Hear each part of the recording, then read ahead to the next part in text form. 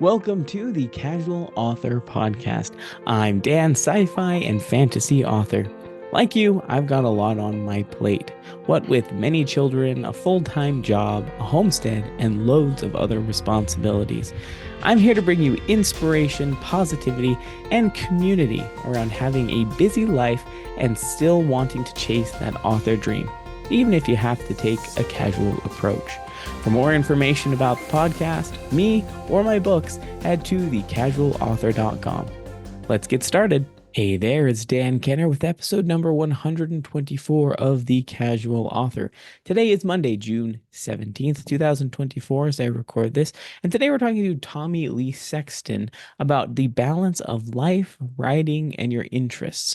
We go into how he got into writing, all of his many interests, and how they lead into his authoring, as well as how he manages to balance everything. We talk about the importance of balance and making sure to give due attention and time to everything to the best of your ability. I know it sounds a little bit counterintuitive, but we go a little bit more into that. I believe that, and he believes this as well, everything can work together to create a collective amazing whole rather than constantly feeling like everything is fighting with each other in terms of priorities. While that may technically be true, it doesn't always have to feel that way. So you want to stick around for that conversation. So this week in homestead updates, I think I've just kind of settled into a standard schedule, starting with that.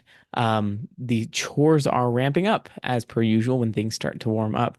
Fortunately, our kids love to help, so we've got all of the chores sectioned out and assigned to each of the children. We divide and conquer. They have a blast, and they're learning to the ropes with each of the animals.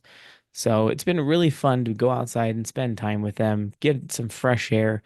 During the winter, they could help us. It does get a little bit trickier though to manage, water buckets and carrying things around, trudging through snow. We try to plow it as much as we can, but it's just not as easy. In the summer, it's much easier. And pretty much everybody except for our youngest who sleeps in a little bit, um, to come out and just have fun being outside. But in terms of other updates, most of this last week has just been kind of stable. We did have to trim the goat's hooves this last Saturday, which isn't crazy. Just standard monthly maintenance for the goats. They did better this time though, because I didn't actually take them out of their pen and put them up on the stanchion. So if you never heard that word before, the stanchion is pretty much like this platform that you build out of wood, and it has these two boards that go around. It sounds so scary, but I promise it's not. It goes around the goat's neck. It's just not very tight. It just goes on either side of their head so they can't pull their head back through. The point of it is essentially to hold them in place. For the most part, the goats that we're milking do hold still pretty well. Sometimes they get a little antsy. Maybe they get bored, and so they move around and dance around. And the last thing you want is one of their hooves to go inside the bucket that you're milking, right? Or they kick it over because they're feeling antsy. They're used to it now, so most of the time they don't complain, but it does keep them from moving too much. We do need to build one for the cow, but that's a different story. Still, I didn't get them up on the stanchion. I just went out into their pen. I'm just kind of straddled them with my legs. They panicked at first, but then they realized, oh, he's just trimming our hooves. And then they were perfectly good. And I thought to myself, why have I not always been doing this? It's so much easier. We don't have to lead them far away from where they're used to being. And they just sat there while I trimmed their hooves. So it was good. Going to be doing that from now on. We do need to navigate how to trim the cow's hooves. It's not easy, and some owners do it themselves, but a lot of people will hire out for it. So first, we'll probably hire out for it because last thing I want to do is get kicked by a cow. I don't think she will. She's very mild-tempered, but still, it's just a risk that I'm not willing to take today. Eventually, I think I will learn how to trim them so that we don't have to have a vet or whoever it is, a specialist, I should say, come in and take care of that. Um, but yeah, other than that, nothing crazy. More irrigation. If you never irrigated a property before, it is an interesting thing. We've never done it before.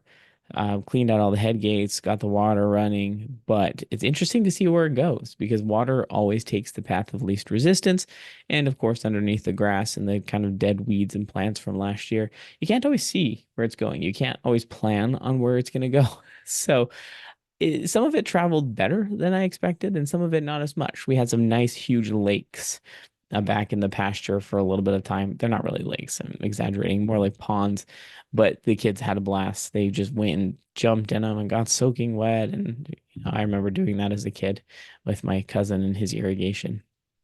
But the grass is greening up, which is nice. It's the first time since we've been here for 3.5 years that it's actually not going to die because I'm watering it. And we'll get Ginger out there and let her eat as much as she wants. She'll have a blast. Okay, not as much as she wants. Essentially, we'll pen it off. We bought some electric fencing that we need to figure out how to set up as well. But it'll be better. It'll save us some money on hay, and she'll get some fresh stuff. Some will be weeds and some will be grass. But at the end of the day, it'll be healthier for her. And then when she starts having milk in August, hopefully the milk is very good quality. At least that's the plan. So, in author news this last week, I'm happy to say that if you've joined my Reams subscription, that is the community where I post early chapters of my works in progress. Right now, I'm working on Dragon Blooded as well as the Etcher's Plight. I'm posting chapters of both of those, and all of the short stories that I'm writing get put up there as well. I did just release the very first short story that I wrote. For some reason, I'm blanking on the actual title of it for some reason. Oh, the Seduction of Thieves. That's the name of it. One of those things where it just slipped my mind right as I was about to say it. So the Seduction of Thieves is available now to even followers. So if you follow the Ream community page, you don't have to pay. You don't have to subscribe to anything.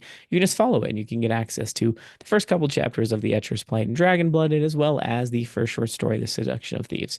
So I'll probably release those just maybe 2 or 3 quarters post submission to Writers of the Future. So if you're interested in joining, go ahead and jump on there.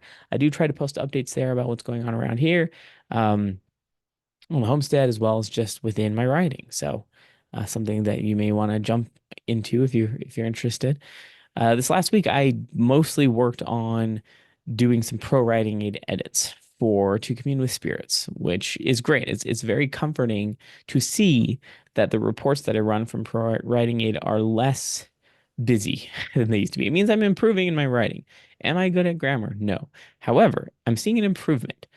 Last year, 2 years ago, when I ran what I wrote through Pro Writing Aid, I was seeing, no joke, thousands of comments or suggestions, and it was just overwhelming. Now there was maybe 40 or 50 grammar errors, which most of them were commas. Probably 95% of them were commas. And then some of them were actually just literary devices that I guess the system just doesn't understand because they were grammatically correct. So it was good. Glad to know that I'm getting better at everything else except for commas. Still, To Commune with Spirits will be going into Writers of the Future in 2 weeks, and I think I'm on par to put it in. Haven't heard back about last quarter submission. I'm not too worried about it. I mean, I'm using Writers of the Future more than anything to motivate me to keep writing short stories. And then, of course, I'll compile those, get some art, and make a novel for, say, Daniel's 2024 short stories. I'll give it a fancier name, but I want to commission some art for it. So that's something I need to figure out, which I'll get into. I've resumed Dragon Blooded edits as well. I'm still pretty pleased with it. And having been in a writing group for the past 6 to 8 months, I've really been able to be more critical with my writing in a good way. I don't go through it and think, oh, this is frustrating because there's so many issues. It's more so, oh, now I'm detecting these other things that I might not have before because I'm practicing looking at writing with a more critical eye from the developmental perspective. And it's good. I've added a lot of really important things, changed the tone for some of the characters, and admittedly, it hasn't made me want to pull my hair out. So I think that is the biggest accomplishment because editing is definitely not more my forte. So really excited that I'm not hating it. And other than that, mostly just trying to transition some of the casual author stuff to new social media profiles. I mentioned this last week, but I learned that the author profiles that I have for the casual author, or excuse me, for my author business on TikTok and Instagram, don't always align with the type of audience that might want to listen to the casual author podcast. So I'm trying to separate those just to make it easier for people to, find the content that they want. And I don't want to off-put anybody with my author business. Not that I'm afraid of off-putting anybody, but I think more people want to know about my books and marketing. So there's that. Now we're going to move into a little bit of a controversial bit. So, because I know there's a lot of unrest around AI, But I've been listening to the Creative Pen podcast, and if you know anything about Joanna, she's very AI positive. Many of the successful indie authors are AI positive. I am AI positive as well. I don't like or nor do I plan to use it for generation of ideas for my writing or generating content for my actual writing. I will always write from my head because I'm a discovery writer, right? AI can't help with my discovering process, so I don't use it for that. However, from a marketing standpoint, I can tell you I have beat my head against the wall so many years and months trying to figure out, how do I identify comparables for my book? Because I've read a lot, but I don't write my books to be specifically comparable to anything. I just write what comes into my head. And so when I get to the end of it, I think, I have no idea what this book is like. I don't even know what tropes are in it. I don't even know what character development happens because I literally write it as I go. And yes, I go through and edit it, but I'm not great at taking notes. It's not a strong suit of mine. And no matter how hard I try, I'm just not great at identifying those things. So enter AI. I know this is the controversial bit. A lot of people are uncomfortable with providing all of their manuscripts for ChatGPT. I'm less concerned about it because transparently, they're going to get it if they haven't already. Unless I stay completely disconnected from the cloud, which I don't because I use Google Docs for storage and for writing and editing sometimes, they're going to get it anyway.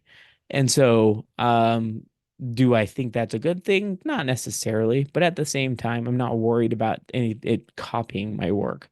So that said, I uploaded the Library Chronicles PDF format to ChatGPT, and I just asked it some questions. I said, "Will you help me identify what tropes are in this book?" And it spit out, 15 to 20 tropes. Some of them I was like, that's not really in there, but it's a little bit of a stretch. But probably the first 10, it's like, this is incredible. I didn't even know that that was a trope. I didn't even know that that was a common thing. I put it in there and said, can you give me some comparables from popular fantasy books? And it spit out, hey, these are 20 books that are comparable. Once again, some of them kind of a stretch, but some of them are pretty close, in terms of, hey, here's this event, or the main character goes through this, or enemies to friends to enemies in this way. And it's like, I've read some of these books and I've just never thought about it this way. But now that I've seen AI kind of throw it in my face, yeah, I can totally see the comparables for these. So, you may be listening and think, well, I don't want to do that. I don't want to share my work with ChatGPT. That's great. No issues whatsoever. I feel comfortable with it. And honestly, it has opened up doors from a marketing perspective. It feels way less stressful and way less confusing now that I've learned, oh, this is a tool. This is something I can use for marketing. I even asked it to create some blurbs, a series blurb and a book blurb just for Awakened. The first couple were rocky. I'm going to tell you that much. I was like, oh, that is not a great blurb. However, the more I worked with it, gave it some better prompts, it gave me something really good to work with. Of course, I would never take that and paste it into my blurb section of Amazon, but it's a good starting point. It's better than looking at a blank page and trying to sum your book. So I'm pretty happy with that. Hopefully, it'll take a lot of the stress and overwhelm out of some of these marketing things that I've struggled with for years. Um, I'm just using the free version transparently, so this is not this is not sponsored. I'm just pointing out that if you feel comfortable with AI and you're struggling with marketing or finding ideas, I think it's worth it. I think it's worth trying if you feel comfortable with it. If not, that's totally fine. Keep doing you, learning those skills. Eventually, I would like to learn the skills a little bit better. Just, I've proven after 3 years, 4 years of publishing, it's going to be hard for me. I'm not good at summarizing things. I'm way better at the creation piece and just creating stories. Not too difficult for me. Post that, I need some help. So AI can be very helpful in that way. In any case, yeah, I believe that's everything in terms of author updates. As a note, if you love the podcast, I would appreciate it if you give me a review on wherever you're listening, even if it's just a star rating. Don't feel pressure to write any review. If you'd love to support me for just, a couple coffees a month or just one coffee a month, I don't drink coffee, but maybe you do. You can subscribe to my Patreon, patreon.com/the casual author. There I'll put updates, Q&A, extra podcast episode where I go through some common questions that I get from people. And you can also submit questions to me as well. If you're curious about, you can ask me anything really. And then also I'll be providing some video updates about the homestead if you're interested in seeing that. So once again, that's patreon.com/the casual author. But I think that's everything today. So we can go ahead and shift over to the interview portion with Tommy.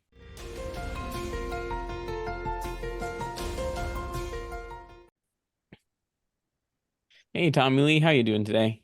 I'm doing great. How are you? Doing very, very well. I'm thrilled to talk to you and learn more about your experience writing. And I have actually read your book, which isn't always common with people on the podcast. I would love to read everybody's books, but I don't always have time to do that. In any If only case, we can have jobs, right? where I am jobs. Why do we have jobs? What are those for? Seriously. Goodness gracious. No, actually, my kids ask me that every once in a while. They'll say, "Why do you have to work, Dad?" I was like, "Well, do you like eating?" Oh, That's yes, literally the same conversation I have with my kids. I do have to work. Anyway, before we get into all the fun discussion, how long have you been writing and publishing books? So this is my first book published. So publishing a few months. But writing, I mean, since elementary school, I've enjoyed writing. It's just always been creating world has always been really fun for me. I've always been a daydreamer. Hmm. Just at any time, just my mind will go off into a story. So that's been something that's just been with me forever. So, what changed as of recently to actually put something into publication? So this particular story, um, I got the idea for in seventh grade, Okay. and it was I got the kind of the seed of an idea. It changed over time. And originally, I was writing it down as a series of screenplays. Because as a Okay. kid, I'm like, oh, it'd be great if there could be a TV show or whatever. And knowing, okay, this is really probably never going to happen, but something to have fun with. And so I wrote a couple of scripts, and really my entire life through high school, through college, I would have these characters in my head, and I'd be thinking about them um, until 2013, right after I got married. I thought about, what, I'm going to try to write this as a book. And so, I started the first few chapters, and for that 10-year period, wrote the book. And it took me 10 years. My excuse, however, is that I graduated with my master's degree. I had two kids. I moved twice in that time. So there was a lot of stopping and starting.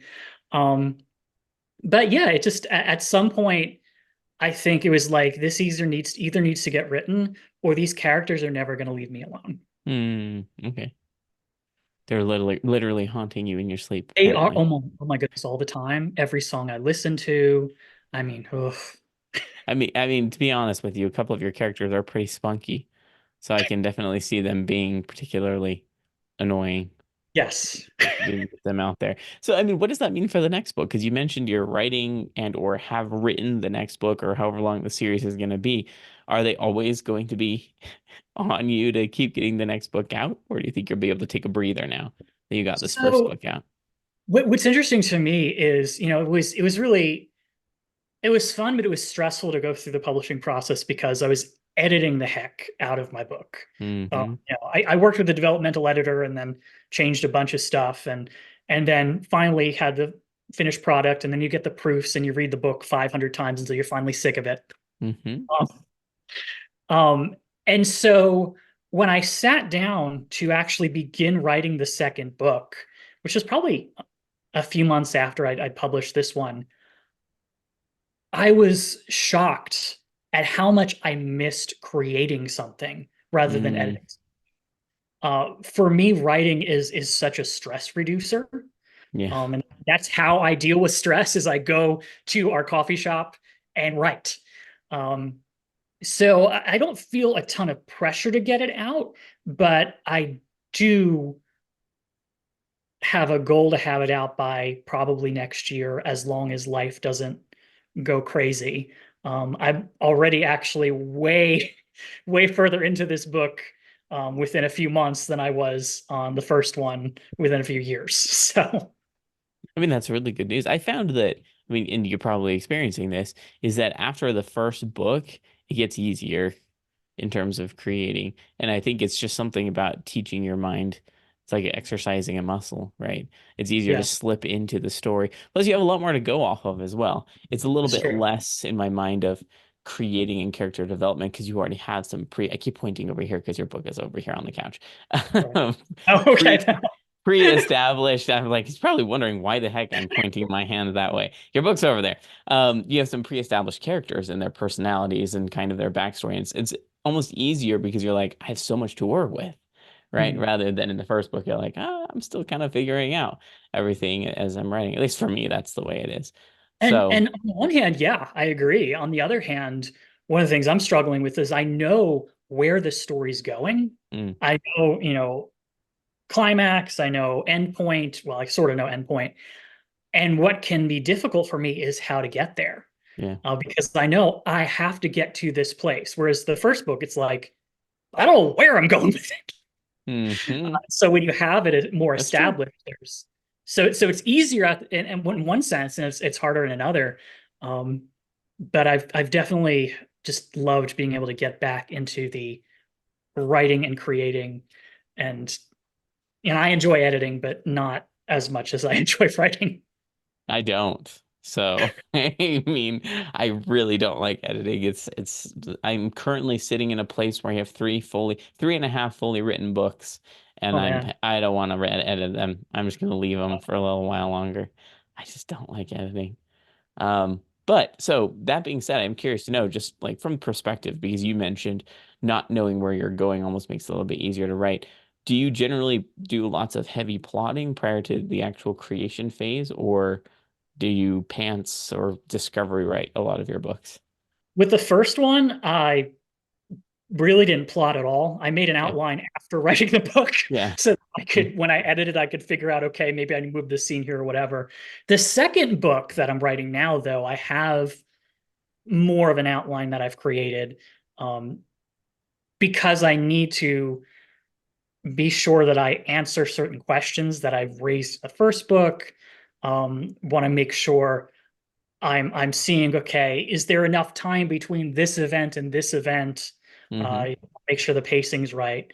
Um, but for the most part, I do write by the seat of my pants for the most part. Just kind hmm of. Yeah, I mean, it obviously doesn't matter how you write. I was just curious because, hearing how you mentioned the difference between writing. Is this going to be a trilogy, by the way, if you don't mind me A asking? trilogy or a whatever four books is called, a G or whatever. A forward, yeah, quad. I feel like quad should be in the name. Quad, I don't know quad, that. a quality, a I g- quadigy. I ignore the thumbs up. Zoom has been doing that recently. I Oh don't yeah, know. I know all It about it. Yeah. distracted me the first time it happened. But so the reason I ask is because it does. There are some challenges that come as you're leaving these breadcrumbs and leaving these things open. And by the time you get to your last book, whatever that's the third or the fourth, it's fun trying to remember to pick up all the pieces and wrap them together by the end. So it's Yeah. it's an interesting process. Oh, so I didn't hate it, but it was a little stressful. Transparently, I was worried that I'd miss something. So hopefully you're taking good notes for yourself. yeah, yeah. I tried creating like a series. I guess they call it a series Bible where you have like all your Yeah. definitions and how everything works or whatever. hmm I kind of It's kind of half and half. Like hmm some stuff's not. But yeah, I know when I'm like reading a book or when I'm watching a show and the show, they have their series finale or whatever. I hate it watching and be like, but you had this major plot line that you didn't answer. And it's hmm like, how do people not think to do that? Well, I mean, So I think I may wind up, doing the same thing. Who knows? But you'll get everything. I'm confident you won't even miss yeah, I'm sure one little my story thing. will be totally. That never happens in books. It's different from TV. But I mean, that's a fun thing though, is it is a very investigative process, and I think that's part of kind of the curiosity, the excitement of writing is not really knowing where you're going, even though there may be some stress of perhaps missing some things. So one thing that you mentioned is taking a little bit of a 90-degree turn here because I am curious to pick your brain a little bit on this. You mentioned music as being one of your passions in addition to writing. Do you find yourself listening to music while you write or in preparation for writing? In preparation, yes. Actually, a lot of times when I'm listening to music, it'll hit me like, oh, I could see this character Mm, going through a situation that is kind of narrated by this song, or this character singing this song because of X, Y, Z. I don't listen to music when I actually write. hmm. Um, but yeah, I mean, I'm constantly listening to music and daydreaming about characters based on that. I actually have playlists where I'm like, okay, 40, 50, 60 different songs, and each song comes on and I'm thinking about a different scenario with a different character. I actually do a very similar thing, although you sound way more organized than I am about the music. Maybe not. I don't know. I don't have playlists per character. I just have like it's just called a creativity playlist, and that's what I use Oh, because see, yeah. No, I don't have playlists for character. I have oh, playlists. got it. I see. That well, I mean, still relatively organized. So, how do you discover these songs? A lot of them are songs I've listened to already. I see. Just by artists that I enjoy. So it's just kind of like it when I come across a song, I'll just add it, or maybe it's a song I know already, and it just kind of pops in. Oh, I could see this happening. But yeah, actually, I really have no idea. The music it shows up on the radio or on Spotify and or on a playlist that I've already enjoyed, and there we go. Yeah, I mean, Countless honest, characters singing or whatever. that's honestly, I kind of start a radio on whatever listening app. You can do it on Spotify. I listen to YouTube Music. That's generally what I use. But if there's like a certain song that I know incites a certain feeling in me, I'll start a radio with that song, and usually it'll pick up things similar to that. And I just keep Oh the yeah, ones that yeah. I like and discard the ones I don't like, or ones that don't, incite that creativity in my mind. So, and then I just save them as I go. But I found a lot of cool songs that way. If you want, maybe it's worth I need giving to it a try that. try. Yeah. Pretty fun. I actually found so there's this one song, I can't remember the name of it, but so far every single song after has been amazing. I was like, I think I hit the spot on this radio that Nice. I found. So hopefully you can find something like that. Um, so why don't you listen to music while you write? Is it just too distracting for you? I don't know. I guess I feel like it would be. Hmm. I think I must have at some point done it and it felt too distracting. Um, I do better when I'm hearing, the blending of coffee or people having conversations Hmm. at the, table next to me about coffee or quantum physics or whatever people talk about in a coffee shop. I usually talk about quantum physics when I go to a coffee Oh, shop totally. too. Yeah. So Who that's doesn't? usually one of the first subjects that I bring up. But no, I mean I think it's great, and you know how you write, and I think that's the most important. So just be sensitive to that. I know some of the people listening are maybe still trying to figure out where their focus area is. So for you, it's in a coffee shop with the sounds of everything around you. Yeah. Nice. Very cool. So let's talk about Eye of Destiny because I'm curious to know why this book, why these characters. When I first saw your book, you mentioned that it was similar to, you mentioned Power Rangers as kind of a comparable, and it is very, very accurate. I was like, that's a perfect comparison to this story. So why this story in seventh grade? Where did it come from? So I was the weird kid who Uh, my generation is the generation that Power Rangers came out on. So I was 5 years old when Power Rangers. Yeah, yeah, you know. we're the same age. I can already Oh tell yeah, that okay, we're well like there the you same go. age. And so, but what at least happened in my world is once we got into first, second grade, everybody stopped watching Power Rangers except for me. Fair enough. And I never stopped. And what's really funny for me is now it's like a cult classic and everyone thinks it's cool. I'm like, oh yeah, same people making fun of me for watching Power Rangers. I'm a trendsetter or whatever. Seriously Um, though, yeah. but I always loved the superhero concept, the idea of you got aliens invading, protect the world. And that was really my first introduction. Like I wouldn't say my first introduction, but my biggest introduction to the superhero genre. Obviously, everyone just got Batman and Superman, but these were my guys. These are the people I wanted to be. Um, And so since I can't be, I wrote a story that has similar themes. I mean, I think that's awesome. You took passion that you have slash had when you were a child and you brought it into a story. And that I think that's what made it so endearing, right? There's like this lack of fear or apprehension to write this story. And I loved it. Like, seriously, I haven't watched Power Rangers. I was one of those kids that stopped watching Power Rangers, coincidentally. One But does. it was, it didn't feel cheesy. It didn't feel ironic. I was like, this is just really cool. The way this is all happening is just very cool. And You. of particular enjoyment is the interaction of the brothers, right? So it's about three brothers who have very different personalities, very different challenges. And how did you realistically write this brotherly relationship? This almost love-hate relationship between these brothers. It is a funny question because my brother is 20 years older than me. We never lived Okay. in the same house. Um, so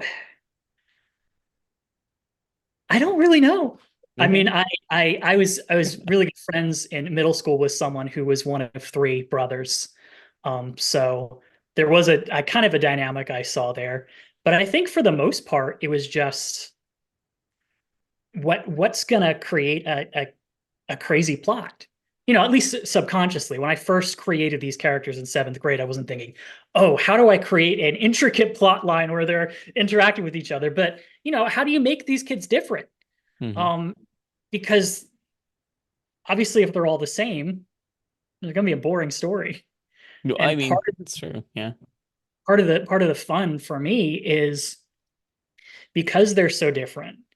Um, you're really focusing not just on them defending the world. That's almost for me, it's almost a secondary plot because what the real thing is, how do they adapt as a family in the midst of this? Hmm. Um, and so yeah, I don't really know what gave me like these particular characters other than Calvin, who is very similar to me as a teenager. Okay. um, although I was not bullied as bad as he was. But there are similarities there as far as anxiety and things like that. Um, I'm nothing like Malcolm. That and neither am I. Yeah, good. I don't think anyone, There yeah. are, I mean, but they're the type of people that will never, No, I they'll mean, I'm say, just like, I'm not like I don't Malcolm. think you want to admit that you like Malcolm. Right. They wouldn't.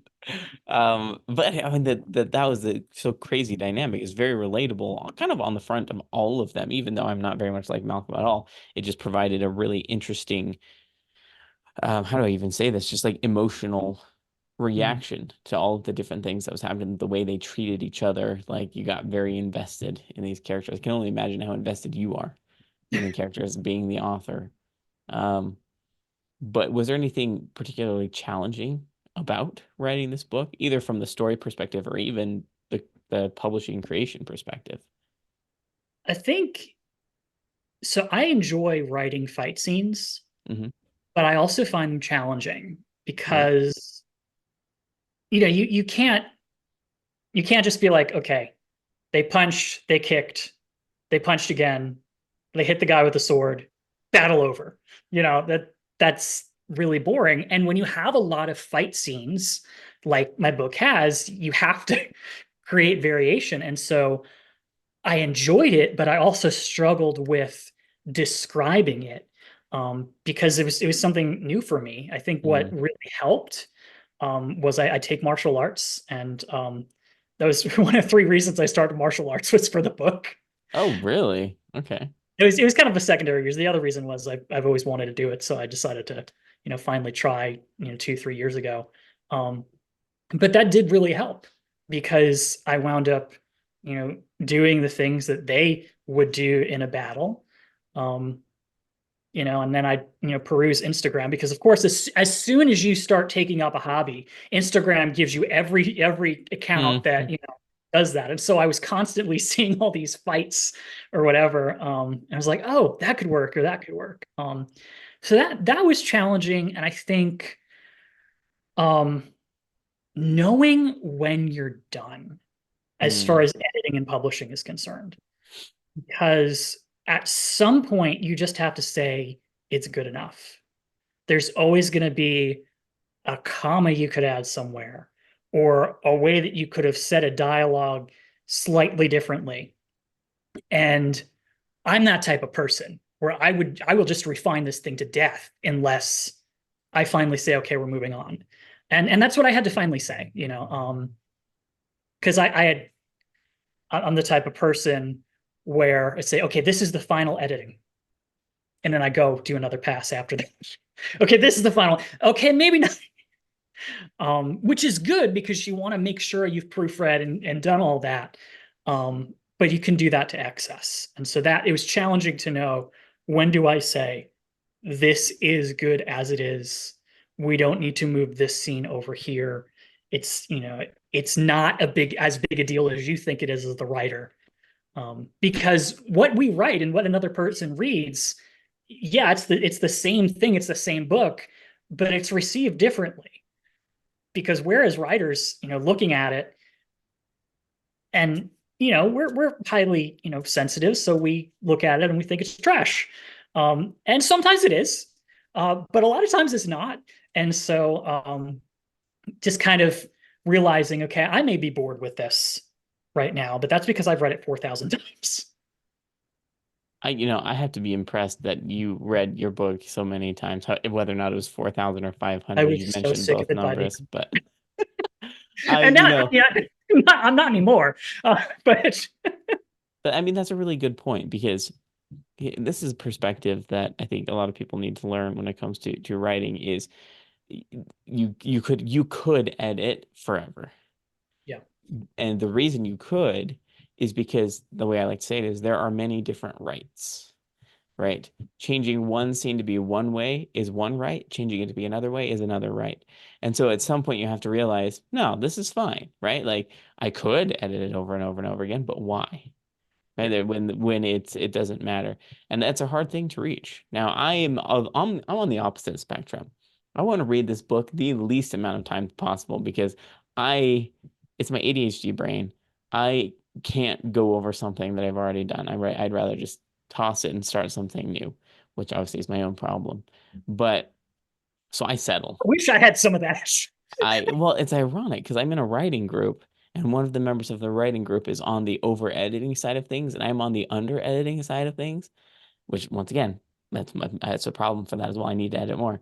But it's just funny because she'll put something in front of the group and say, "Oh, I've only edited this like 15 times." I was like, "Oh, this is raw." I was like, "I literally wrote this and didn't look at it again. So let me know what you think."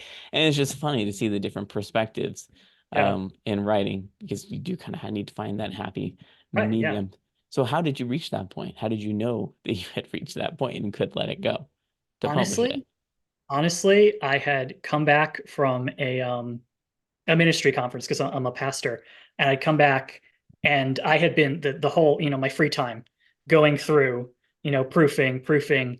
I came home, I was like halfway through the book, and I'm like, you know what? It's perfect. We're done. It is what it is. If someone finds a weird error somewhere after I've gone over this 5 million times, I'll fix it. But that's it. You know, But I it mean was finally just, I can't do this anymore. I'm done. yeah. Yep, and I think that's a good place to reach, particularly if as long as you've done your due diligence, of course, Right. which Yeah. You can't just be you like, I'm have. done. I've looked at it, Yeah, once. I've half looked at it. I mean, you Yeah. could, but those books might not do as well until it's in the market. So And no, I also had, my wife had looked at it. mhm. I had a, friend look at it as well during that final stage. And so um I had the confidence that, okay, multiple people have seen this. At this point, I'm just nitpicking. Um, so finally realize that after I was finally just exhausted and tired. And it's like, okay, Yeah. we're pulling the trigger. So what does that editing process look like for you, if you don't mind me asking? So after the first initial draft, what's kind of like the high level process for going from first draft to publishing draft? So the way I did it for Eye of Destiny was, I finished my draft and I started at the beginning read through, changing things as I was going. I think I read through it again on my Kindle. I might have read it out loud to myself.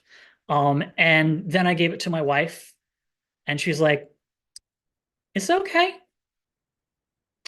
And I'm like, Well, at "Okay." least she was honest. And that's when she's like, "You know what? Let me get in touch with my Aunt Jill because she might know a developmental editor." And she did. So Nice. I got connected with her, and just was a pleasure and a joy to work with, because she understood the story, and she gave such valuable suggestions for the genre. And these are things that you want to work on. These are things that are gonna, you know, make this story, better. And I think that alone was the single most important thing I did, was working with this developmental editor, um, because it got me to think of new things. And Mm. so between those two versions, this one is, I would say, infinitely better than the first one. So took her advice, thoughts, went through a few more times and reworked scenes and reworked stuff, cut stuff, whatever. Um, and from there, then after doing it, God knows so many times, sent it out to some beta readers, and got pretty good feedback on it at that point. Um, Really just some grammatical things, or a few potential plot holes that I needed to work through, or whatever. I can't remember all of it, to be to be honest. But from there, yeah, then I fixed that stuff as best I can, read through it. I had my wife read through it. I had a few friends read through it, and then finally, you know, hit the publish button. And so, yeah. And here you I are. think about it. I've really read this book a lot of times. You know it to a T. Oh, yeah. But I think there's a certain type of joy that you find in the different processes, the different parts of the publishing, right? You've got the exciting creative energy at the beginning, and then of course you've got the finishing energy, which is very exciting at the end, but there's lots of ups and downs as a part of the editing process, successes and losses. You know, it's definitely a challenge. So for how do you make sure that despite all of the challenges and the ups and downs of writing, you still find peace and joy in your life as a father, as a pastor, as a human? It's interesting because for me, writing is that outlet. Yeah. It, if I am really stressed out, if I'm tired, you know, if I go to write for a few hours, if I go to edit for a few hours, I feel better.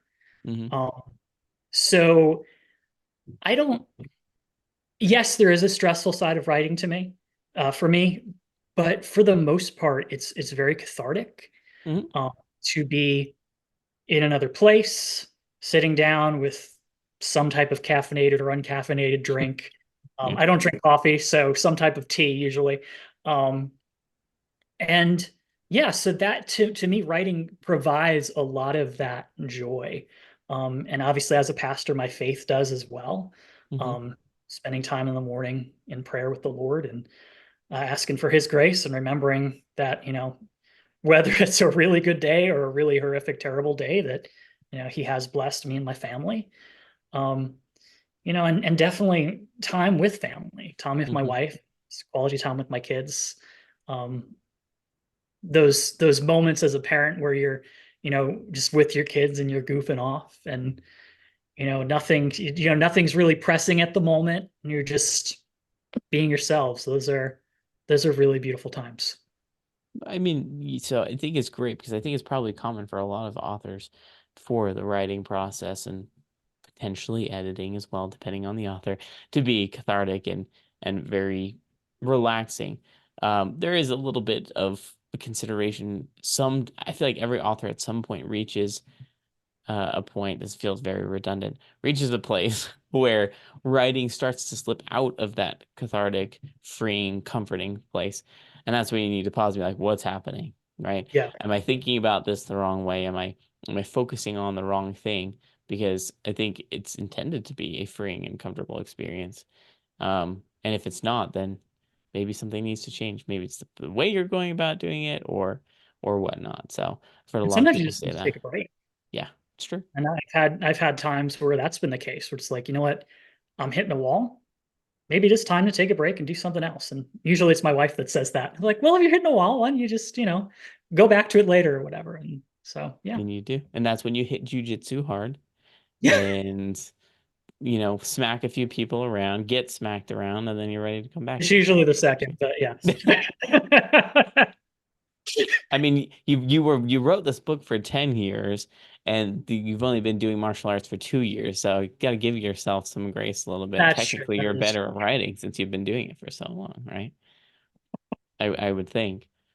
But no, and it's a very interesting thing to think about when it comes to authoring. Hopefully, if anybody reaches a place where they're discouraged, taking a break is never a bad thing. yeah. It doesn't hurt to do that. So, for you, what advice do you have for someone who may be working on a book for a long period of time? Keep doing it. Keep You know, doing it. there's no timeline on when you Mm, have to finish. And I think it's better, to not have a timeline. I mean, obviously, if you're writing your second book, you want to get it out in a timely fashion. But for the most part, if you're writing your first book, let it take as long as it needs because you're mhm, going to find that enjoyment out of creating. It's going to wind up being a better book than if it's rushed. Um, and especially if you're not planning to make a career out of it, because I don't know that most of us do this full time because I certainly don't. mm-mm. Um, I honestly like it better that way because you're not you don't have that added stress of I need to get this out by this certain time so that my income doesn't run out. It's I'm writing this, I'm creating this story, I'm enjoying this creative process so that then I can share it with the world when it's ready. Um, so yeah, I think that's a big thing. Just keep coming back to it, Hmm. and enjoy the process. When it stops being enjoyable, um, then like you said, it's like, okay, what's going on here? Yeah, something might need to change, or that break might need to happen, or Yeah, whatnot. But yeah, I mean, and it's very logical, right?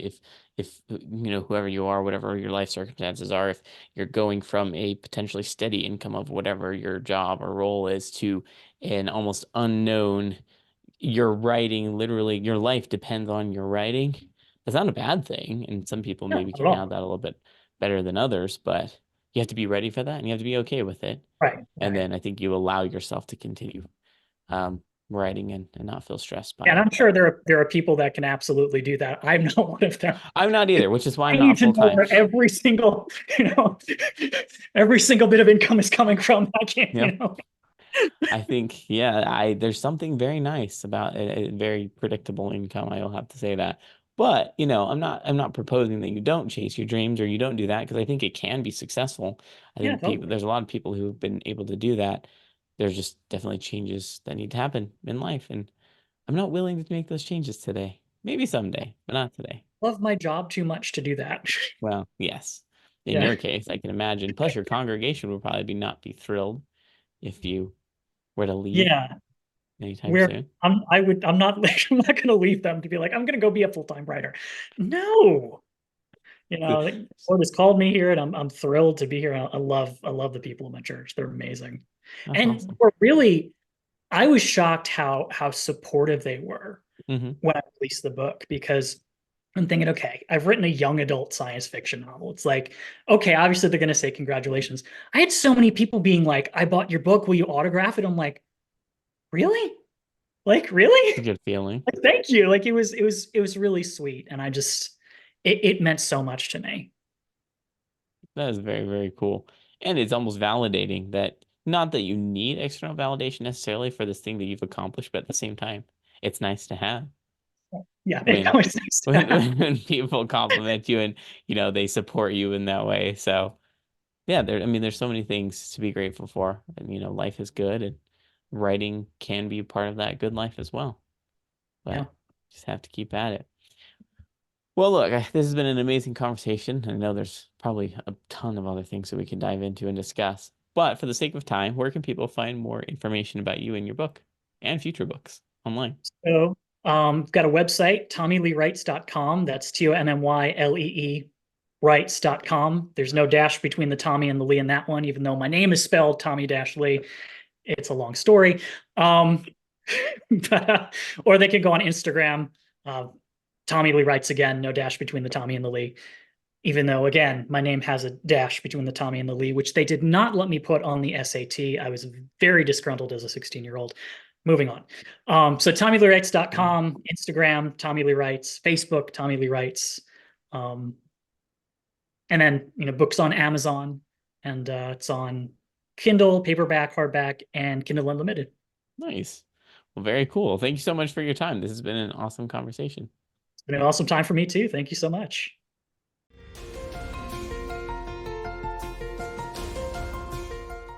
I hope you found that helpful and positive. Tommy is just a very positive person. I've really enjoyed his book when I read it. I'm looking forward to seeing what else he has to publish.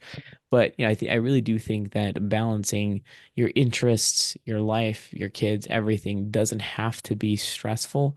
I think, we have a way of doing the things that are important to us, and we can trust our intuition with that so that we don't feel so frustrated with everything. But next week, we will be talking about a foray into publishing, indie publishing slash traditional publishing with Kay Ross. So Kay has a very unique experience where she's done lots of querying. She did find some publishers for two different genres, fantasy as well as romance. We talk about that experience, about the decisions she's made to go with these publishers. We talk a little bit about contracting as well as navigating that. And it's just a really positive outlook on traditional slash indie publishers, working through an indie publisher. It's great because I don't have a lot of experience with that. So it was awesome to pick her brain and learn some more just in case, hey, maybe sometime in the future, I will want to do this as well. Hasn't happened yet, and I don't see it in the near future, but circumstances change. So I'm definitely open to it. But I hope you can tune in next week. Once again, share with your friends and family if you can. If you'd like to join me on the podcast, definitely head to thecasualauthor.com. Fill out the form there. It's pretty simple. Should only take 2 minutes. It's mainly just an opportunity for me to be able to reach back out to you. I have proven not great at watching messages through social media. So if you have or do message me through social media and I don't see it, please forgive me. There are so many message apps. I'm not great at keeping up on those. Email, I will and do respond to you and through this survey as well. So if you answer this survey, I will get back to you. I haven't missed anybody yet. It just lets me know that you're interested in joining me on the podcast, and may not get to you right away, but know that within a couple weeks I will get back to you. Additionally, if you'd like to email me at dan@thecasualauthor.com, let me know where you're listening. Let me know what parts you like. Let me know if there's anything that you'd like to hear more of. And yeah, your feedback is greatly appreciated. So thank you for listening today, and I hope you have a great time. We'll see you next week.